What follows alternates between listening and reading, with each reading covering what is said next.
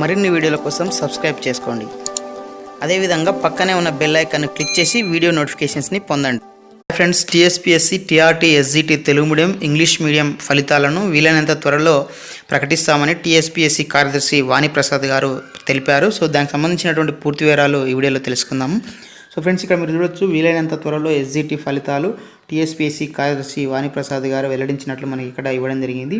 So ఇక వివరాల్లోకి వెళ్తే, SGT తెలుగు ఇంగ్లీష్ మీడియం పోస్టుల ఎంపిక జాబితాను వీలైనంత త్వరగా ప్రకటించేందుకు కసరత్తు చేస్తున్నామని TSPSC కార్యదర్శి వాణిప్రసాద్ గారు తెలిపారు. హైకోర్టు ఇచ్చిన ఆదేశాలను అమలు చేసేందుకు అభ్యర్థులు కమిషన్కు సహకరించి సంయమనం పాటించాలని విజ్ఞప్తి చేశారు. SGT ఇంగ్లీష్ మీడియం పోస్టులకు గతేడాది డిసెంబర్ 31న, తెలుగు మీడియం పోస్టులకు 2019 ఏప్రిల్ 4న ఫలితాలు వెల్లడించామన్నారు. సో 27 మంది అభ్యర్థులు హైకోర్టులో మరోసారి రిలింక్విష్మెంట్కు ఆదేశాలు ఇవ్వాలని పిటిషన్ వేశారని, ఈ పిటిషన్పై ఆగస్టు 30న కోర్టు తుది తీర్పు వెల్లడించిందని వివరించారు.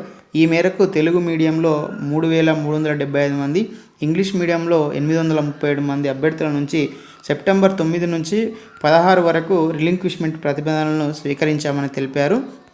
సో కమిషన్కు అందిన ప్రతిపాదనల ఆధారంగా తదుపరి ప్రక్రియ కొనసాగుతుందని పేర్కొన్నారు.